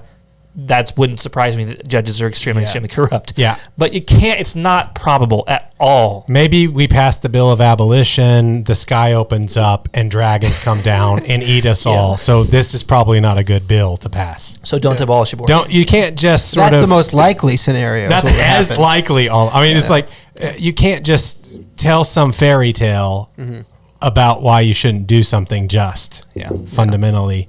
Now I do, there is indications, and way he was saying, he's like, I don't really know. And then, as he kind of goes on, he's like, maybe it wouldn't, so he's kind of covering himself there a little bit. Just want to acknowledge that. But he is repeating the things that the Greg Treats and the Jeff Leaches and the Greg McCourtneys. Again, he isn't Henry Dundas, but he is repeating the arguments of the Dundases, of the McCourtneys, of the Treats. He's not like he wants to abolish abortion, but he is making the arguments, because these arguments that he's making are going to be eventually against any pro-life bill, anything that they do. Like, there's a weird thing whenever he talks about it'll be immediately enjoined, and Josh Brahm's like, immediate injunction. You're like, well, abolition bills get killed by pro-lifers in state legislatures before they're enjoined. But the ones that the pro-lifers put forward, like heartbeat bills, are enjoined. Mm-hmm. It's like, that's not an argument against them. Yeah. That's an argument for standing up against unjust court rulings. Yeah. And another thing there, the argument against this severability point about not losing these pro-life regulations that have been carefully crafted, that's an argument against ever abolishing abortion, because you have to get rid of those in order for abortion to actually be treated as murder, because those laws don't treat abortion as murder. At your point, he doesn't understand that. And the proof of this is that Greg Treat, right, who's the pro tem of the Oklahoma State Senate, who has opposed abolition he's been the primary opponent here in our state, but he even gets this. And so he passed a bill this year, authored by Greg Treat, the chief anti-abolitionist in Oklahoma, saying that when Roe v. Wade's overturned, all the pro-life bills are repealed. Because he knows, and he said it in the back and forth between then Senator Joseph Silk and himself in committee. He's like, I actually appreciate it. I've become convinced you can't get rid of abortion in the state of Oklahoma unless you get rid of the pro-life laws. And that's because if you go look at them, 30 some odd laws, they basically tell you how to perform abortions, what you're allowed to do, who you got to be, what kind of licenses you got to do, all that kind of stuff. And if you abolished abortion and those are all still sitting in the books, Larry Burns is like, well, I butchered this baby. The baby was 12 weeks. I did it. I had this permission. I did it in this way. What are you talking? It's right there in the law. It says I can do it. Yeah. Yeah, you got to get rid of that stuff. I think this objection and some of the other ones he gets into about how like they could theoretically roll in the tanks and that kind of thing. It's like fear is a very, it does a lot to your imagination, and you could come up with a whole bunch of scenarios where someone could do something. But the point is, if babies are being murdered, the state ought to defy any court, federal government, whoever it is, and not allow that to happen here. That is the righteous, just thing to do. And don't be afraid of that. Yeah. When someone says, well, if you do this, the federal government's going to come after you. And you're like, That would weigh a whole lot better on my conscience if they did. If my state said we're not going to allow them to murder babies and then they forced us to do it, that would weigh a whole lot better on the consciences of people here than what we're doing now. Yeah. That's what should be the answer. And it'd be more likely that our executive, the governor of Oklahoma, would stand up. Like, we want to abolish abortion in the state of Oklahoma. Mm-hmm. Joe Biden, in his administration, are forcing us to kill children. Mm-hmm. That's the sort of thing, like, if that's where we have to get to get to abolition in this country, then so be it. Yeah. But we don't have to get there if all of the pro-lifers would repent with us, support total and immediate abolition. Mm-hmm. The federal government is not going to tell half of the states in the union, we're going to roll in troops against you. And one, it's not even the federal government, it's the Supreme Court. Yeah. Well, tyrants, which doesn't have an army. Yeah. Tyrants don't even have to look like tyrants when their subjects are so subservient that they just bow in the face of their tyranny. Good point. It's you make them look like a tyrant. That's what they are, right? Yeah. So do something that makes them look like it. Yeah. I just think it's such a cowardly type of thing. It is a fantasy designed to create fear. Yeah. Because it's not likely how it would play out. We know what it looks like when a state says, well, we're going to have gay marriage. We know how that played out. Mm-hmm. We know what it looks like when a state says, well, we're going to decriminalize medical marijuana. We know how that plays out. Now, you might say, well, abortion is a much more serious issue. Mm-hmm. Yes, it is. Let's play it out. Yeah. Let's see how it goes. So we've already kind of moved on to the next point, which is standing up to the Supreme Court. And so let's play the clip of Brahm and Van Maren telling us what they believe kind of about the relationship between the states and the federal government. Yep. In order for it to be true that an abolition bill passing would make abortion, say, illegal in Arizona or illegal in Oklahoma, a number of things would have to happen. First, the state would have to ignore the courts and just say, yeah, this is an unjust decree, and we're not going to listen to the courts. Right. Then the federal government would have to decide we're just going to let the states do whatever they want. True. Right. Because, apparently Oklahoma's just not cool with the way things are done. I also am not cool with the way things are done. It has to be like a pro-anarchy move. It has to be like a pro-anarchy move for the federal government, which would be just really odd, right? Well, and basically it would be like, okay, different states can make different decisions based on what they want to do. Stop that so we can... Oh, boy. Continue here. Yeah, it's a pro-anarchy move. Normally, anarchists are not spending all their time calling for law. That's not what they do. Yeah. They don't go around saying the law of God is something that's important to us and government is meant to be a terror to evildoers. That's not what anarchists do. And just to sum it up and make sure that everybody follows what was just said and doesn't get lost, they're saying that upholding the right to life in the United States of America is anarchy. Yeah. Right. Unless you have permission from the Supreme Court. And it's hard to see where Van Maren falls on this, because this was sort of a quick interjection by Brahm.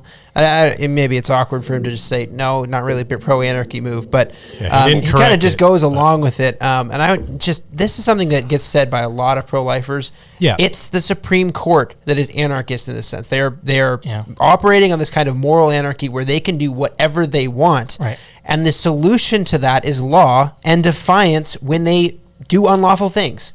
They're not supposed to do what they did. We're supposed to defy that. That's how the system is kept. The integrity of the system is upheld. Yeah. Otherwise, it falls apart. And I think Van Maren is he doesn't say it in the same words, but he kind of affirms it. He says kind of in a derogatory way that, well, for them to allow, a state to abolish abortion, it'd be the Supreme Court just saying everyone can just do whatever they want. Mm-hmm. And he says you just do whatever you want, like kind of derogatorily, as if like that's a bad thing that there are states who are doing whatever they want. If they're doing whatever they want, even if that doing whatever they want is abolishing abortion. Yeah, it's a total direct denial of sort of like Jefferson's sort of like the states have the right to nullify unjust, unconstitutional rulings. Yeah. And like this is one of those things where I think honestly that if he were to listen to what he's saying and think it through deeply, and it wasn't just sort of capturing sort of this back and forth anti-abolition fest that they're having, he might not say this. So I don't want to make a huge point of it, but he is affirming a sort of like it's weird to see a guy who is so against abortion sort of demeaning like the idea of like Oklahoma upholding the right to life. Yeah, Like, I would say that this is weird. entirely probably just maybe the Canadian upbringing, but I'm guessing that Canadians are probably more well educated on our system than most Americans are. But the thing is, like, the federal government was Usually. set up for the federal government is restricting some things, and the states do what they want. They're supposed to be able to do what they want, operating kind of like nations. Yeah, on everything that isn't enumerated in the federal constitution, the states are supposed to do what they want. Yeah, and so it's sort of just mocking the very idea of what the Constitution was supposed to be doing and what the American system is. Yeah. Yes, they do. They're supposed to do that.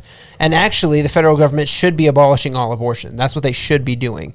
This shouldn't be something where a state has to go rogue and abolish abortion. This is something where the federal government actually should be stopping this. But oftentimes, states will provoke the federal government to do what's right by doing what's right. Yeah. This is, I mean, again, we go back to slavery and we look at earlier abolitionists. It was the evil Garrisonian abolitionist working the Underground Railroad in direct nullification of the Federal Fugitive Slave Act and all the Supreme Court rulings in favor of it against them. And their acts of nullification is what freaked out the southern states, and they decided to secede because they did not want the federal government going, you know what, they're nullifying our federal fugitive slave laws, and they're nullifying to help slaves, and they're agitating, and so like maybe we should correct the South. That freaked the South out. So there's just, again, here we have a misunderstanding of law, a misunderstanding of politics, a misunderstanding of history, all being convoluted together. Misunderstanding of the definition of anarchy. Yeah. It's appalling. And I think in this case, this error, this mistake rises to the level of calling evil good and good evil. Because he's not even making a pragmatic case against immediate abolition. He's saying it's anarchy. It's a moral ill to abolish abortion immediately. Yeah. Because you would have to disobey, the federal government to do it. He's calling good evil and evil good. And also he's calling abolition unconstitutional. Yeah. As Abby Johnson has said, and we've pointed out. Yeah. So there's like this weird mix where, abolition, we can't do that because it's not constitutional, and it would also be costly to us. Yeah, and just to be clear, he did say the federal government would have to be doing a pro-anarchy move, right? So it's not like he's saying that this is an anarchy thing necessarily, but it's like, no, they're not doing a pro-anarchy move by allowing us to abolish abortion. That's not what's happening. They're doing a pro-law thing if they allowed us to abolish abortion. Yeah, that's a good point. A very good point. So on top of kind of calling good evil and evil good here, it's idolatrous because it's based, the presupposition here is that we are to submit to the Supreme Court unconditionally. Even if they blatantly are going against God and blatantly against the Constitution, you must submit unconditionally up to and including submitting to their decree that child sacrifice must be legal, right? Yeah. You're treating them as ultimate, as supreme, as unassailable, and if that's the case, even in this instance where they're mandating genocide, then they are the supreme authority. Yeah. And that's idolatry. To do the thing that we both, us and them, agree is the greatest evil of our age. Yeah. And so it's totally fine for us to say, okay, would you still argue the way you're arguing if it were like the Supreme Court handed down a position saying the right of parishioners in a church to kill their pastors on Monday if they didn't like the sermon on Sunday? Would you submit to that decree? Yeah. No. Why not? Or let's do the thing they like to do. Let's try out the toddler. Let's say if the Supreme Court says you can kill children up to 5 years old, right? Would they be saying it's anarchy that you're trying to protect 3 and 4 and 5 year old children? You're anarchists for trying to do that. Yeah, the Supreme Court says you can kill toddlers, and then people in Oklahoma say you're not allowed to kill toddlers, and the governor that's anarchy. Yeah, and then they'd be right there calling us anarchists. And I'm trying to imagine how they'd say that's not a just treatment of what I'm saying. It is though. It's and so I want to open it up and say, okay, so let's deal with this. Well, make it as similar. If we make it as similar as possible, it's like, let's say the Supreme Court says that a father has the right to rape his daughter whenever he so desires, and you cannot intervene with that. It's this is the law. You would have everyone saying, no, we're not going to do that. Every state should defy that, and every state should punish the father who does that. I think any kind of comparison here just makes it seem so absurd that really what you have to conclude is people are ageist and they don't realize it. And I say this about myself all the time. And so it's not a big deal for me to say it about Jonathan, who is working in the pro-life movement trying to abolish abortion. And more specifically, Josh Brahm in this instance. And Josh Brahm, yeah. I say this about myself. I have been ageist in many different ways where I had to reform my thinking about the preborn. And I think that's the result of, I think that's where this argument comes from. It's like they're not looking at the preborn neighbors as somebody worthy of protection in the same way that they would look at a born person as worthy of protection. They're looking at them as different categories of things. And so when you actually make the one-to-one comparison, it just looks stupid. It looks crazy. Yeah. And this is something that we've had to point out for now, 200 years or whatever. It says like, would you actually, like I have a pamphlet over here that says like, listen, I'm not for slavery, but we've got to follow the Federal Fugitive Slave Act because we believe in the law and blah, blah, blah. The Underground Railroad is immoral. Yeah, Underground Railroad is like these abolitionists are all bad because they're anarchists. And then the writer is making that case, and then of course reviews from it wasn't Garrison, but it was a Garrisonian who was in the Liberator. It's kind of like, this whole pamphlet, he wouldn't write this whole pamphlet if it was about white people. Mm-hmm. And that was like a way of pointing out that, the things that you're willing to do, it's kind of, there's some racism working there, or there's something working there.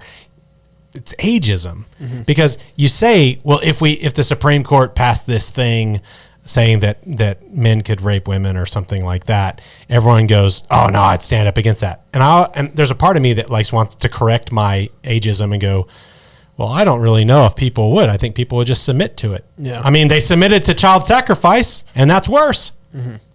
And then everyone hearing this goes, in their minds are like, wait, is child sacrifice really worse than rape? Yes, it is. Mm-hmm. Convince yourself of it, but that's not where you are because you're an ageist. So, that has been our podcast. This is not meant to be a full response to Van Maren at all. Yeah. Russell's working on a really exciting project dealing with Wilberforce, and that will be a much more fleshed out, much more thorough. On that part of it. And actually, James has, I think, and this is maybe a final point, just, for Van Maren or anyone watching, James has written 14,000 words. Yeah, I proofread them twice, so it's a lot. Yeah, I mean, it's just like we went through the videos, and James has labored to write it out. It's free of pejoratives and free of character assassinations and all that kind of thing. And it's just, they said this, here's our answer. They said this, here's our answer. And this is at the Free the States blog. So go to freethestates.org. Scroll a little down the homepage and you'll see it. Yeah, so pretty recent as to when this will go up. And so you can delve into all the issues. And I'd say that we even, invite people to go watch the video that we are responding to in full. Right. I think it would be an interesting sort of like if you had like a pro-life group and you were taking interns through the immediatism debate or whatever to watch Van Maren and Brahm's videos, to read James's responses, to watch this video and just kind of, terse it all out. And I think that would be really, really good. And so we want to make sure that people know that you can find, this is called AHA, the Anti-Abortionists Who Fight Other Pro-Lifers, Part 1 and Part 2. We're going to link to it in the description. And we'll link to it. We have no problem with that. And Van Maren has 3 articles on his bridgehead. Now, in none of their material do they link to any of your rebuttals, which is not great. But we'll put all of the material that you can get to. And as we started out, we hope this is not a final note on this. I think Van Maren's final article was something like a final note on the abolitionists. Mm-hmm. Kind of like, even in the end of part 2 here, they say, "Oh yeah, I'll have abolitionists asking to debate me, but I'm not going to debate any of them." Type things. Right, because they're the ones who aren't acting in good faith, which I think we've pretty shown. We've pretty clearly shown is projection. Yeah. In this episode. Well, pro-aborts do that all the time. They give the silent treatment because they know that they can't argue. Yeah. And so their big tactic is the silent treatment. What's interesting, though, is the pro-lifers still engage them when they do that because they know I'm right about this, and so I can win this, and so I'm going to argue this. Yeah.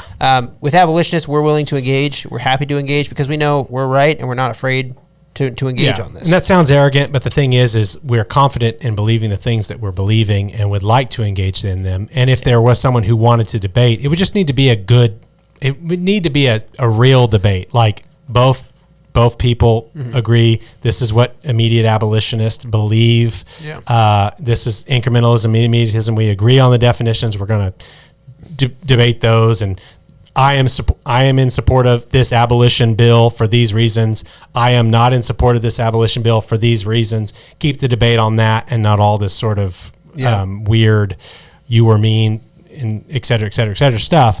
And of course, we would welcome a debate, but absent an actual sort of sit down as brothers, talk it through, come to some agreement on terms and all this kind of stuff.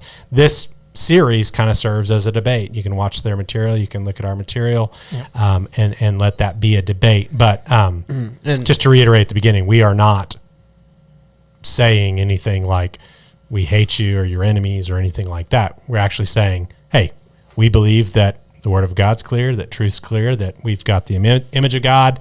We can be rational. Come, let us reason together, and we can get to the end of this. Well, what's incredible about a lot of this is Jonathan says that he's done a lot of research on us, but he doesn't really understand what we're doing theologically, what we're saying theologically. Well, he admits to that too. He says, I don't understand what Yeah, that's what he said, yeah. And so it's just incredible to me that someone can research what we're saying so much and not know what we're saying theologically. So I would just encourage you, Jonathan, to go watch our episode on the biblical arguments for abolition.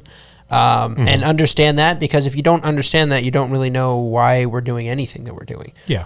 Because we're saying that fighting abortion is about the gospel. It's about recognizing that we are people who have been saved from great sin, and the only way that we can actually bring reconciliation and justice to a society is to bring the gospel, which changes the hearts of a wicked people. Yeah. Immediatism is the gospel applied to national sin. Yeah, and that's not a definition we made up. Yeah. That's actually in the OED. It's Oxford English, the doctrine of sin and repentance of sin applied to politics. Other episodes for those that are watching, they're thinking, oh man, I may be getting a little convicted here about where I've been on abolitionism and stuff.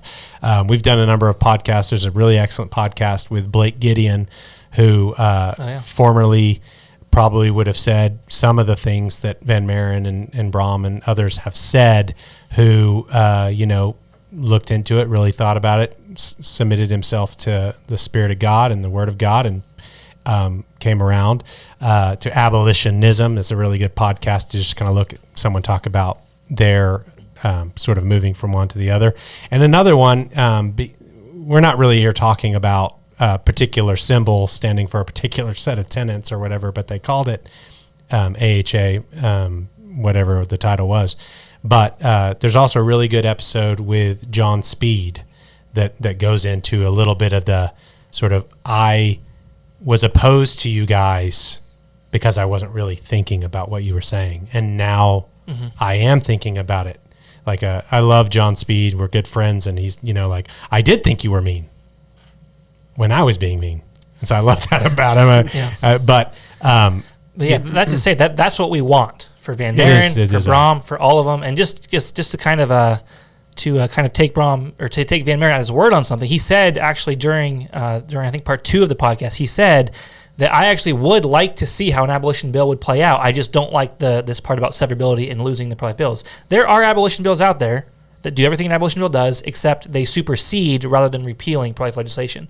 So it would leave them on the books, but it would make them inactive.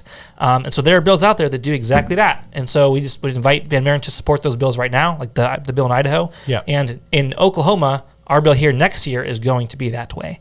And so we invite, we take Van Maren at his word, and we invite him to support that, and we hopefully look forward to joining him in support of next year's abolition bill. And for people who, because there's episodes on that, but just to be clear, superseding does all the same things that repealing does. It's not a changing of the bill. Yeah. It's always been a component that we think's okay.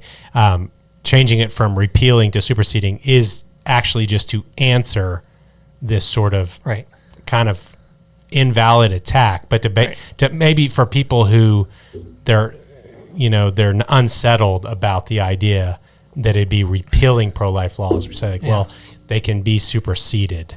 Right. Does that make you feel better?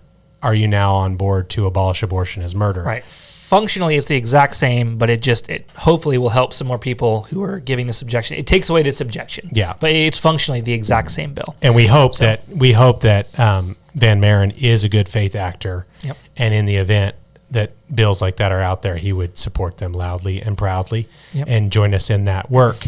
Indeed. Not be like Greg Treat, who says, the reason I don't support this bill is because it's a nullification secession bill.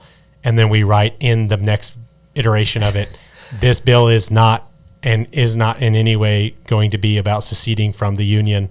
And then Greg Treat shifts from that objection to the repeal. Yeah, we answer it, and then they just jump to a new objection for the next year. So we'd like to think that Van Maren's not like that this is a serious hang up, and that he can join us in supporting those bills when we have that common ground. Indeed. So as has been said, lots of stuff from Van Maren's articles and his podcast with Van Maren that we didn't get to, but all of it, just about all it would have been impossible for me to write all of it, but the vast majority of the important points I wrote about at the blog. So go check those out to kind of deal with kind of the stuff we weren't able to get to. Even though this is probably going to be our longest episode ever, we weren't able to get to nearly everything. It would have been a 12-hour long episode if we went through everything. So. Right. So go check out the blog. Like I said, freethestates.org. Scroll down the homepage a little bit, and it'll be right there. Those will probably be 2 of the top 5 or 6 most recent articles by the time this video goes up. So as we talked about a few podcasts ago, when we hit 1,000 subscribers, which we hit as of the recording of this podcast yesterday. Yep. We're now over 1,000. We were going to do a drawing of our YouTube subscribers for an abolition pack. So a bunch of stuff that Russell's got on the table here. Yeah, we do want people to subscribe to the YouTube channel, because the more subscribers, the more alerts, the more it gets out there. That's the whole point of this. Get this information out there, convert people to the cause of justice, and we are going to be more successful. So yes, we did say that. We didn't hype it up a whole lot, but we want to reward people for subscribing and sharing and liking and all that kind of stuff. So what we did is we just sort of went through our subscribers and randomly, without picking them, we didn't pick them. We had an entirely random process. It was a very scientific process wherein we asked people to just name random numbers, and then went through the list and found that random number. And guess who won? Do you guys remember who won? Yes. Clay Hall. Clay Hall. Which is always exciting. It's like this weird thing. People are like, they're always picking their friends. We're just friends with a lot of people. Yeah. No, there's been a few who I didn't, the donors who I don't actually know from California and stuff. But Clay Hall is a guy who we know well. We're going to see him, actually, by the time this goes live on Thursday, we'll have already done the whole thing in Nashville with him. So he's a Southern Baptist pastor in Kentucky who's going to be at the SBC annual meeting to help to co-author on this resolution that is being put forward on abolition. We're going to be there with him and those pastors doing a bunch of abolitionist activism. So we'll hand this to him when we see him in Nashville. So it's always good whenever those who are supporting us financially or by subscribing and sharing and all that kind of stuff, we know that they're also the kind of people that would benefit from resources. So for Clay Hall, we are giving you 50 of each of the drop cards that we have, 10 of the fantastic Are You an Abolitionist pamphlet, and then 1 of our shirts. You just need to tell us, brother, which shirt you would like. Yeah, because I know you bought a few not too long ago. But and if you have them, ask somebody you know and what their size is, what shirt they'd like, and we'll get that all together. Oh, also, one of those fancy schmancies, Equal Rights for All People. Stickers. Notice how it says equal rights for all people and not prosecute. Anyway, but we'll get this together. We love you. We thank you for supporting us and for subscribing to the channel. And if you're watching this right now and you're thinking, I'm watching it because I like it, but I haven't subscribed it, what's wrong with you? Subscribe to it. Yeah. So, and if you're watching and seeing this stuff and you want to get your hands on some of this stuff, whether it be T-shirts, drop cards, stickers, or the Are You an Abolitionist pamphlet, go to store.freethestates.org. You can pick up any of this stuff. And actually, one sort of exciting thing I want to talk about real quick. So the Are You an Abolitionist pamphlet, we started selling this in the store when we began the store in April, and I didn't have much Wilberforce in here because when I wrote this back in, January, February, March, I hadn't read a lot of Wilberforce.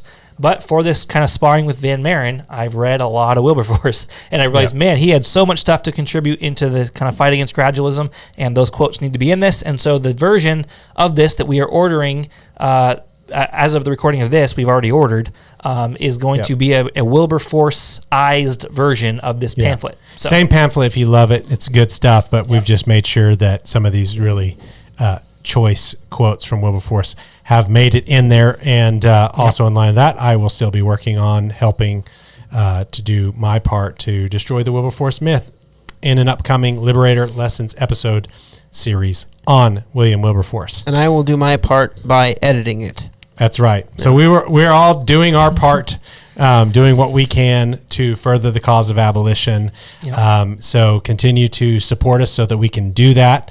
You may have seen that we've also, I'm just going to add this. This isn't in our script, but we've also added a new intern to the family here, and some staff members who've gone from sort of like part-time to full-time. So we do have financial needs. We prefer our interns and staff members to eat, and we prefer for our cameras to work and our material to be good.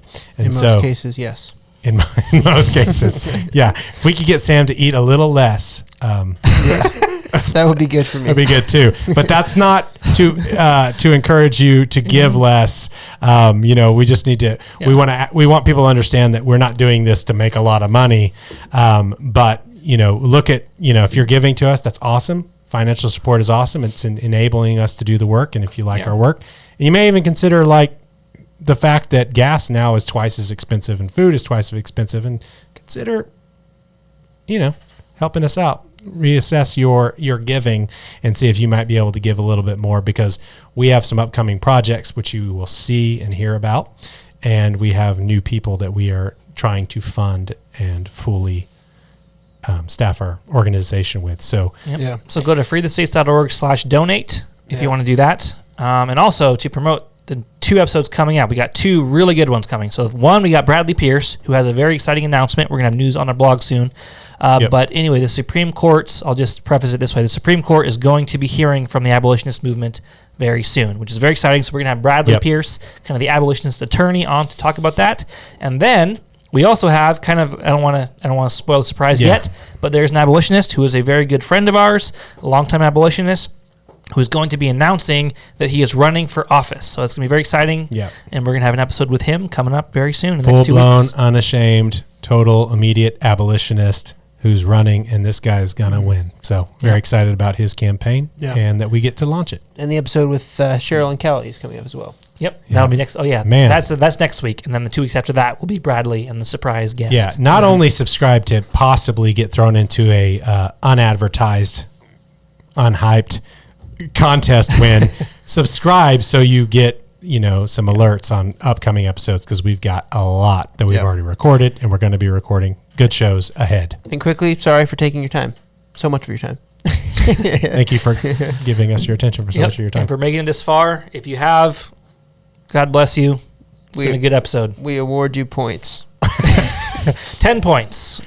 10 points to everyone who's made it to the end of this episode. Episode number 43, and 44 will be next Thursday night, 6 p.m. See you then.